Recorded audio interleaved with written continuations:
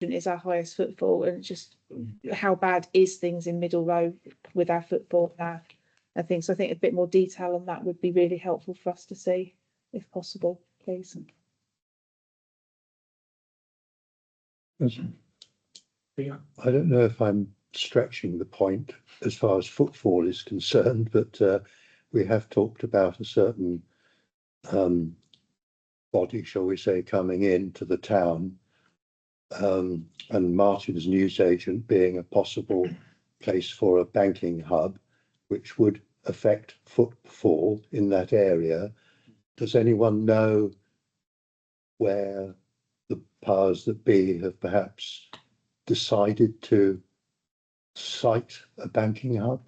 I don't believe any decisions have been made. No.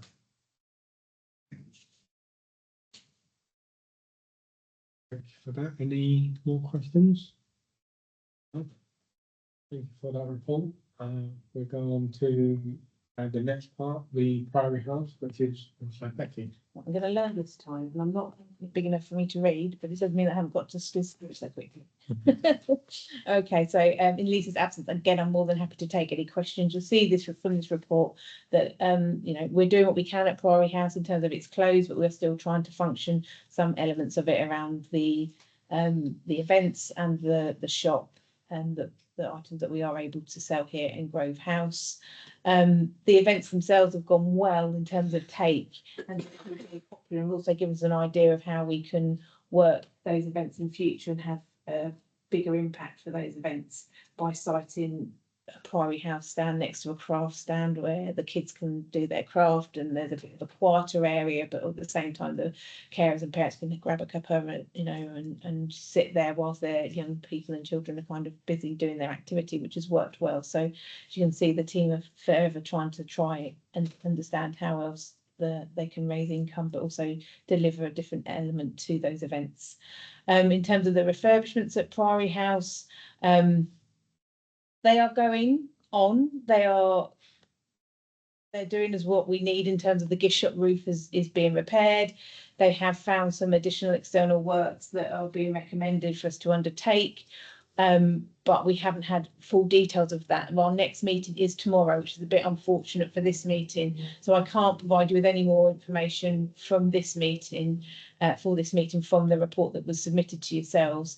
But because those gift shop roof repairs have come in slightly under, and they've identified other elements that really, through having that scaffolding up, would be daft not to undertake those repairs if the budget allows. So we'll be considering that. Whether or not I even get the information tomorrow, I do not know, but members will be kept up to date as soon as we have that information. It's also just worth noting that we have offered the exhibition contract to Creative Core, and so we are now working as officers with Creative Core to work out how we can deliver an exhibition in that space. Just so members understand, there is an exhibition there that was funded by the lottery, but it cannot remain. It's too heavy, it's not appropriate for the walls and for the historic fabric of that building. So we're now having to understand how else we can deliver an exhibition space in an area where you cannot hang anything on the walls, you cannot put any material on the wall that isn't breathable. It brings a number of complexities to it, but we're confident that Creative Core can help us unlock some of those issues and provide us with a space that can deliver an engaging exhibition for years to come that can be rotating, etc. The only other item there is our shop take, and as you can see, whilst not great, the events have certainly shown that the team are doing what they can to maximise on those areas. I'm happy to take any questions. Thank you.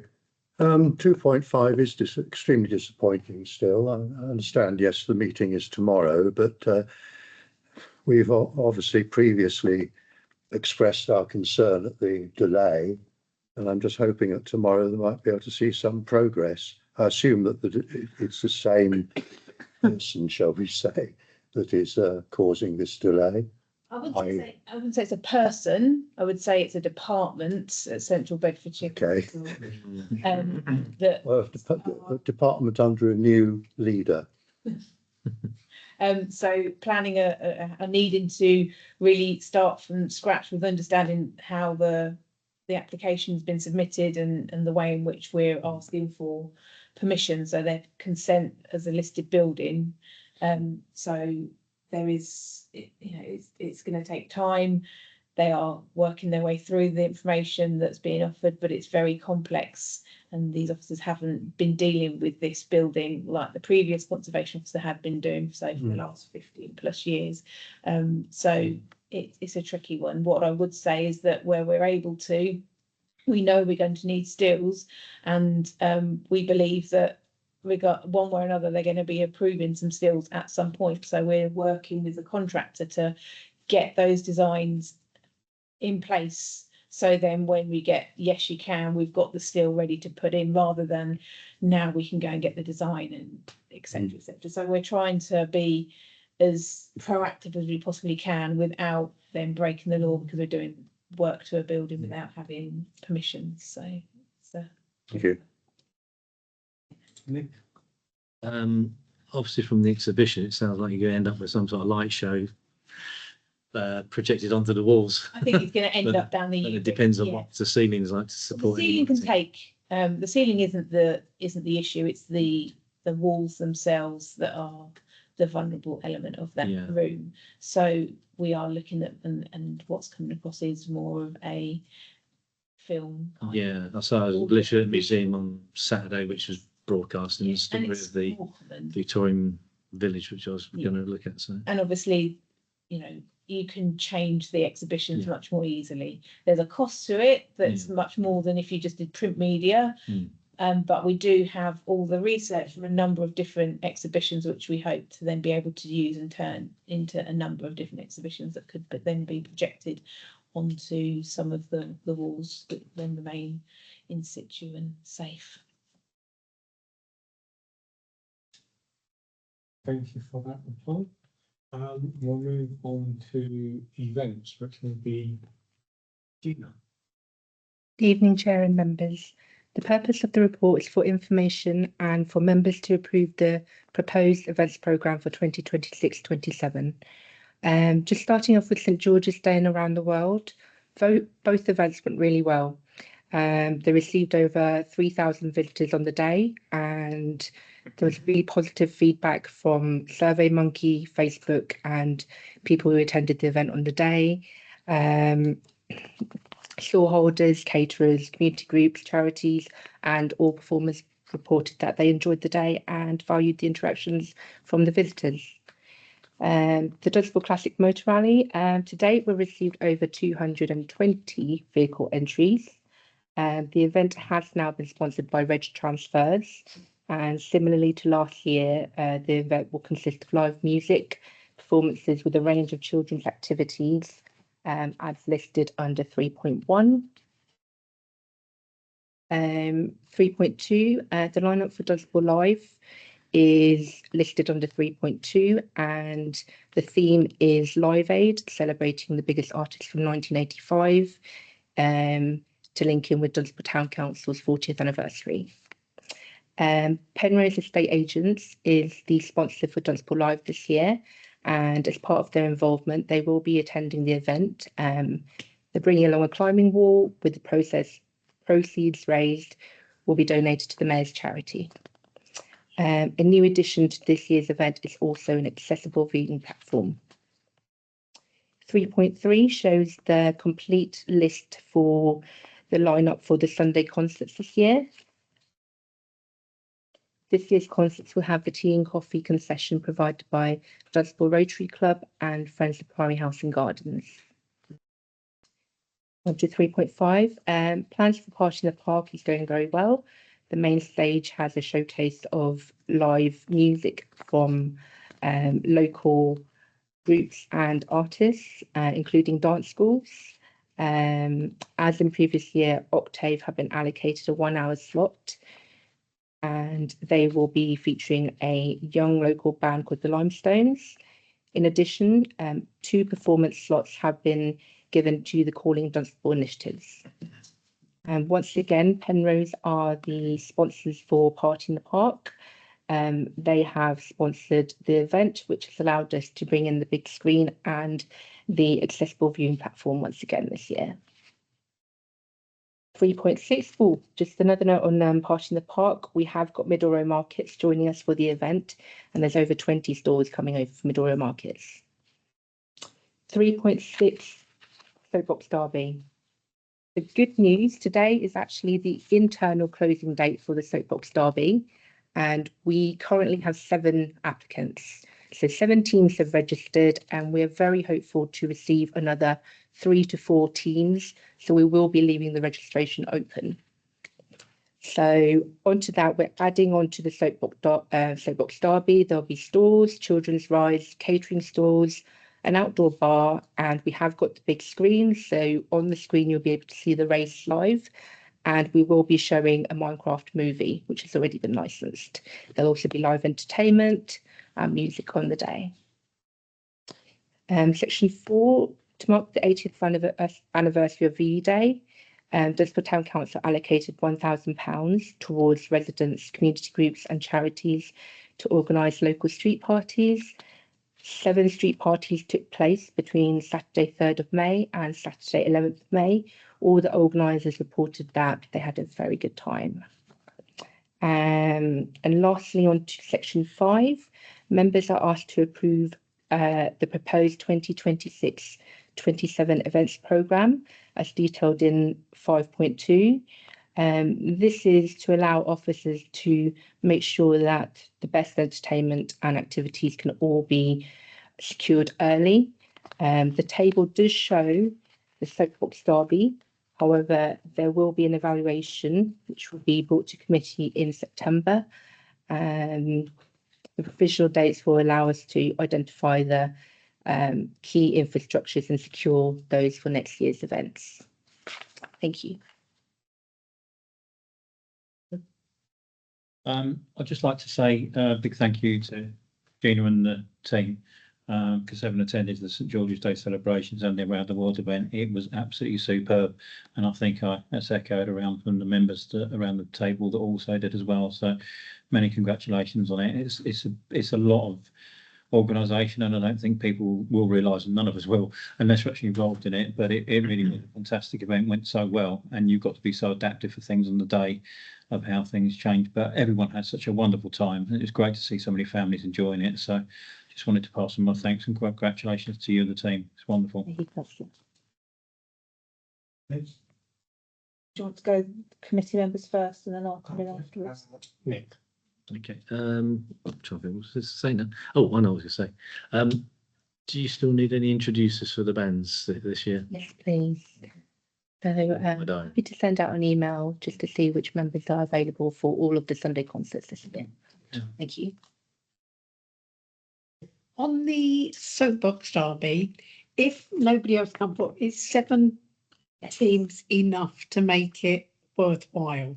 We do feel for the first year, we were putting 6 teams as the minimum. 7 is a bonus, and like I said, we are hopeful for another 3 or 4 teams. Okay, brilliant, thank you.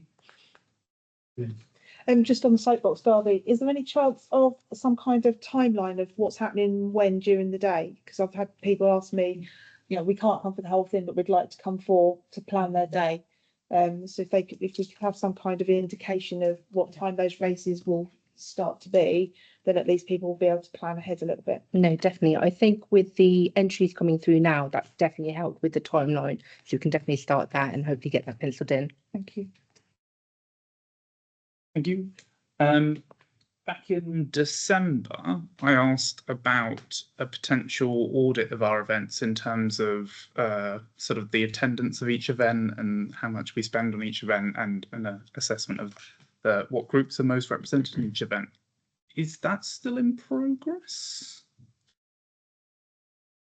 I think other people may wish to point in. Well, so we always feedback about our events and we give you a good estimate of how many we think are there. In terms of a broader makeup of the makeup of individuals, the ages, ethnicities, that would be near impossible to do something like that. And we did have a conversation about actually if you were then going to do cost per head, actually that's not necessarily a good way of showing value for money for our events, because actually you could find that would then mean that events that meet a marginalised group don't actually continue, because value for money wise they're not seen as value for money, but actually the output that would have would be far greater. So my understanding was that wasn't necessarily being taken forward, and we were continuing with our survey of our community in terms of those that attend or don't attend, and then being able to provide you that kind of broad headline of how many attends and the feedback that we're getting anecdotally as well as through our surveys. It's possible I've forgotten, but I don't remember. I thought it was being considered, but maybe I've forgotten possibly. I don't see how something could be considered that we knew that we wouldn't be able to deliver on. I'm happy to sit down outside of the meeting and have conversations about what we can deliver, but I very much feel that what we're surveying currently and the information providing you is the most realistic and achievable. If there's other bits of information that you as members would like to have, then it would be useful to understand what that is. We're still at the early stage of this event season, so we might be able to add bits into our survey or look to see if we can gather other data, but it's going to be a bit tricky otherwise. Any other questions? No? Thank you for the report, but we still need to approve the proposed event programme for 26-27. Can I have a proposal, please? Happy to propose. Sally, a seconder, and all those in favour?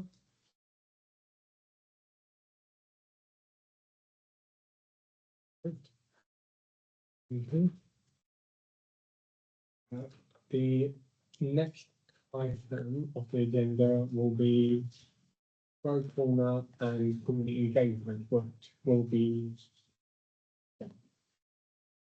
Chair, evening members, I'm here to present the Grove Corner Community Engagement Report for your information. Happy to take any questions at the end. So just going on to section 1, which is about Grove Corner figures.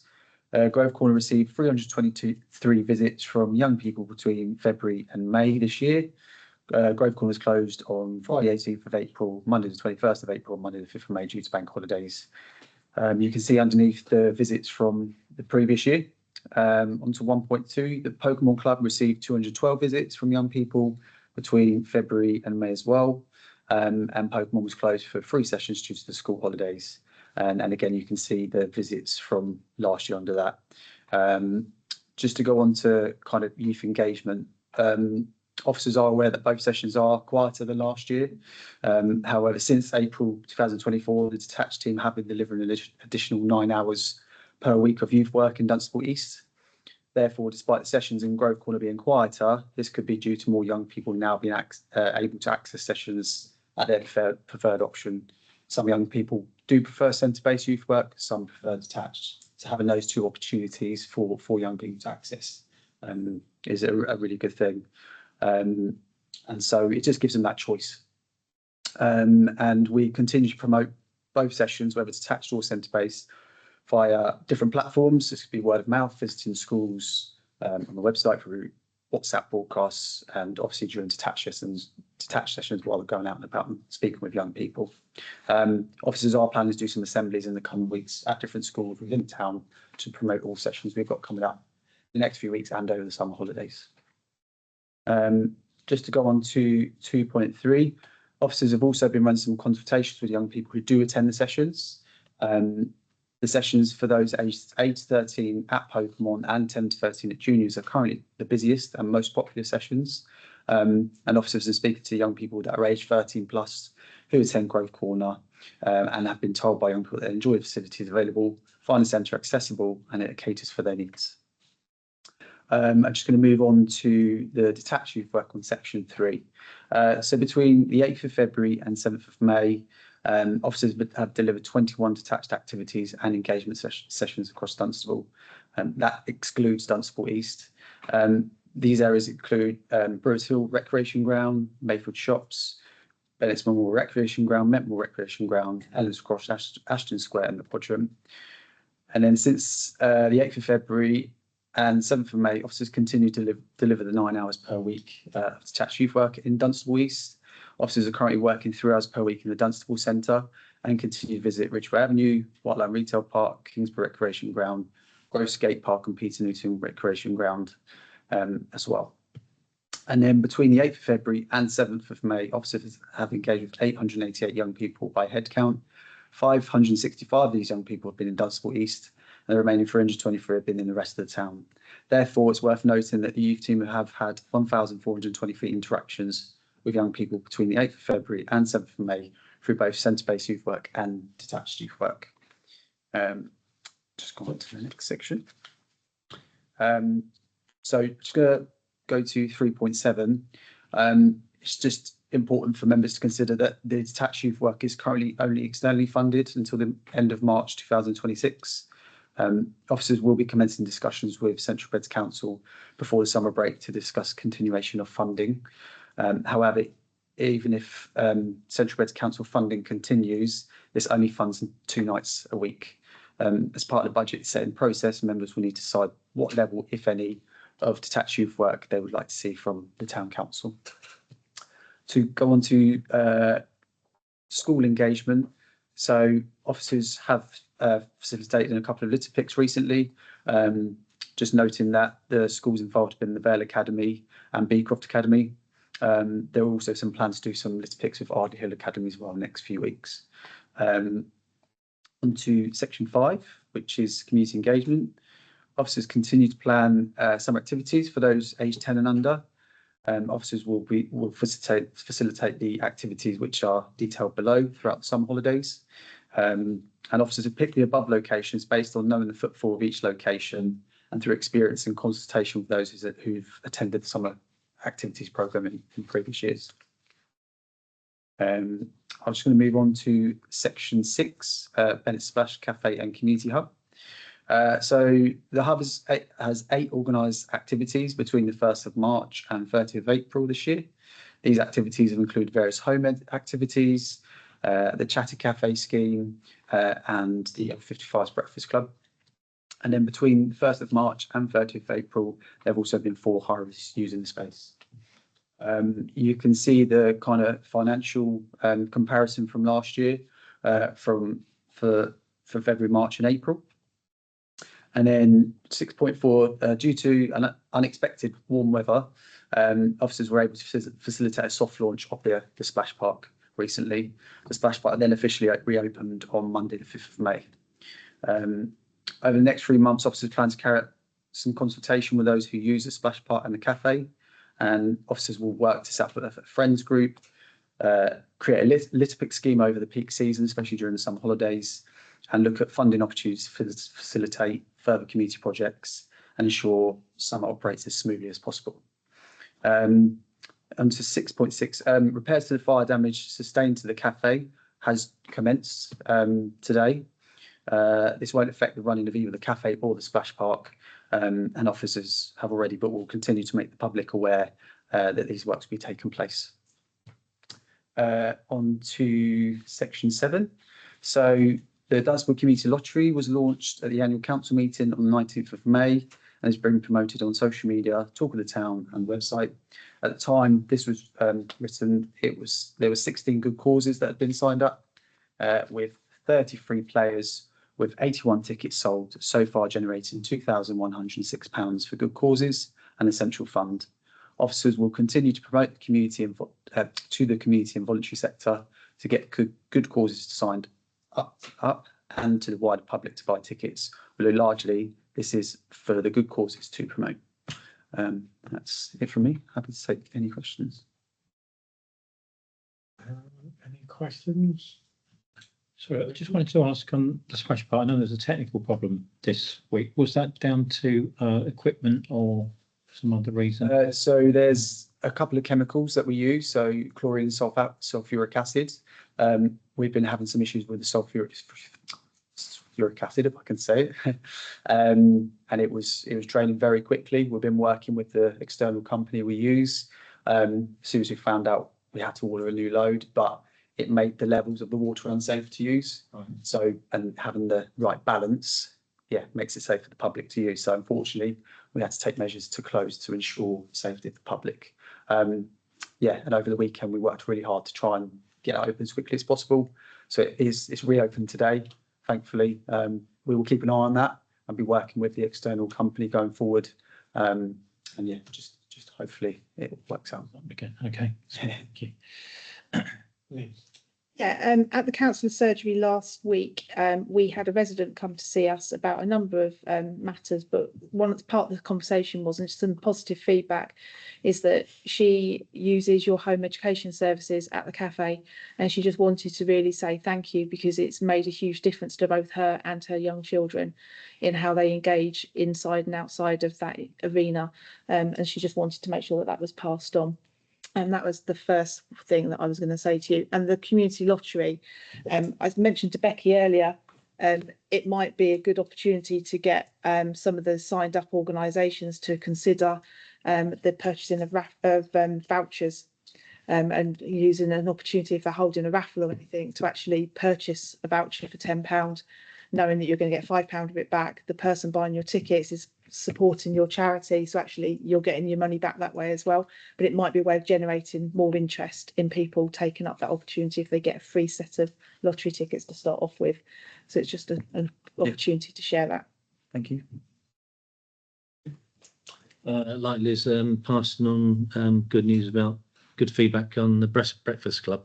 Some of the people, elder people that in my consistency are using it and they quite enjoy it.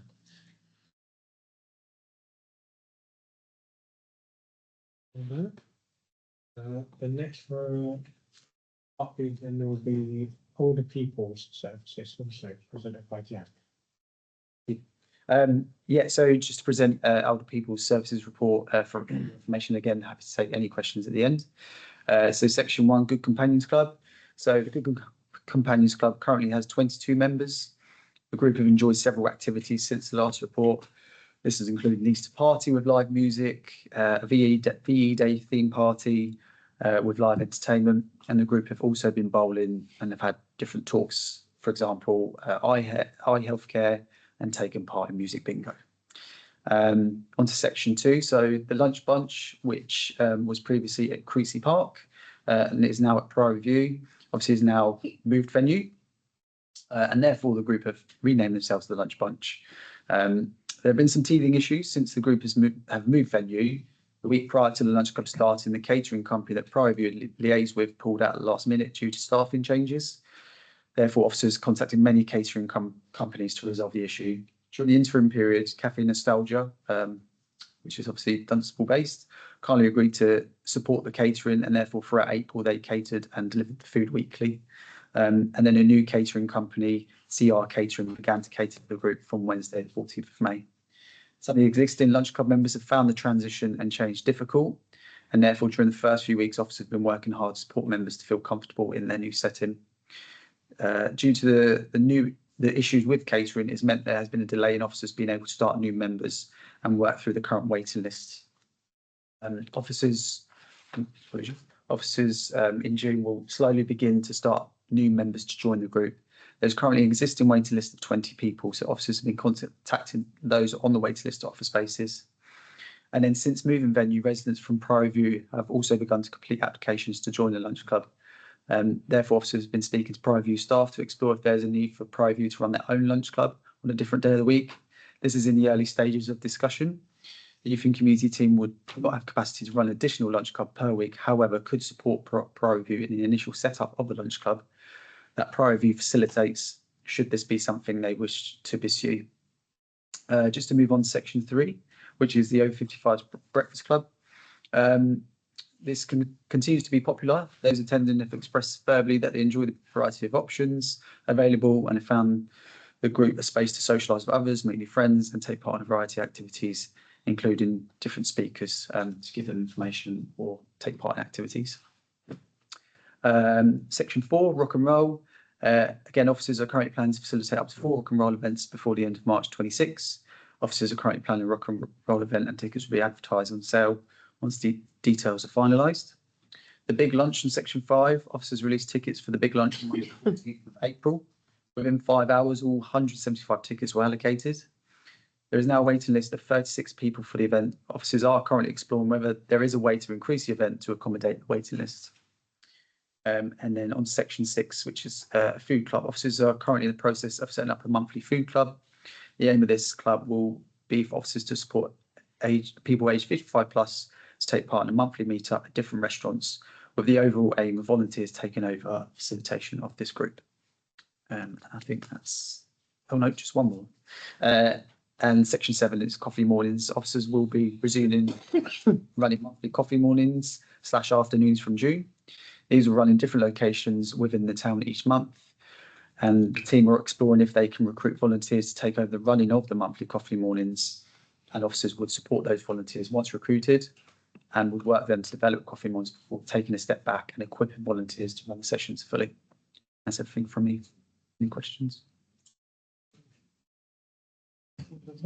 Great. Thank you. Very cool report. I noticed in 2.3 about the interim period using Cafe Nostalgia to achieve catering. I see in 2.4 that an alternative catering company has been taken on, but in the future it might be interesting to look into using local businesses for more of our procurement, because that's obviously really positive to support our local businesses through the town council. More just an idea for consideration going forward. That's really positive. It's worth noting that unfortunately the Cafe Nostalgia couldn't continue it, otherwise we would have absolutely kept with them because the food and the feedback was fantastic. They were very much, we could do it for a little like month period, but we can't do it forever, but happily like to step in, which is a great relationship that we've built up with those local businesses. If members do have any other ideas for local businesses that you think could be providing services that we're currently buying in, do let us know informally. Thanks. And just on the lunch bunch, the week before the AGM, I actually went and helped at the lunch bunch one lunchtime. And it was really nice to see how settled that group had become, even though there had been a little bit of a roller coaster. You know, seeing them come from parking their cars at Sainsbury's on the Dial-A-Ride bus to actually coming into Prior Review and engaging and being part of that big conversation. And then, you know, the new caterer, he served up what I would call an excellent meal for anybody that would have wanted it. It was an amazing meal that they had that day. And all the plates came back almost empty. There was very little food waste coming back, which was lovely to see. And they all thoroughly enjoyed it when I was talking to them. So thank you for your efforts in making sure that that continued, because that club could so easily have ceased. And, you know, just really pleased that it hasn't ceased. And it is still very much vibrant. And I know there's lots of people at Prior Review that, if given the chance and can join that waiting list, they would. Thank you. Are there any more questions? No? Thank you for that report. The next part of the report agenda will be BEVS FA, Peter Newton Pavilion, which will be Becky. Members, this is our annual report to just update you on the running and management of the Peter Newton Pavilion by Bedfordshire FA. And there isn't really much change, to be honest. They have provided to us the relevant information to evidence that the building is being well maintained. They have shared us information about the centre hires. You can see in section 3 of the report the number of hirers, and then financially, unsurprisingly, there is no profit share for this year. Appendix A shows the current expenditure for the Peter Newton Pavilion. It's down last year. I can take any questions or feed anything back if need be. Any questions? Thank you for presenting that. That would be the end of the meeting on that. The date of the next meeting will be Monday, the 8th of September. Thank you. We've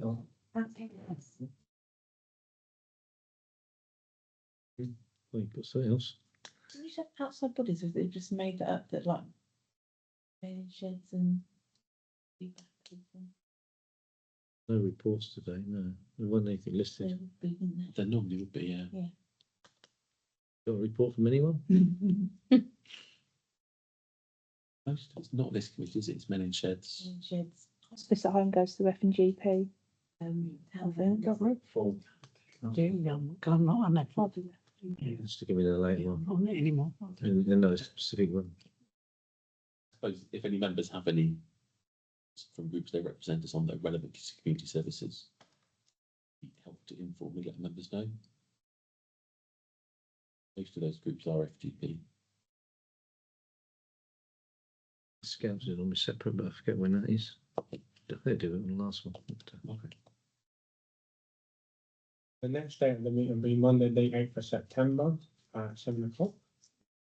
Didn't it? Thank you for coming. I bring the meeting to a close. Oh, Does anyone want to buy one of these? College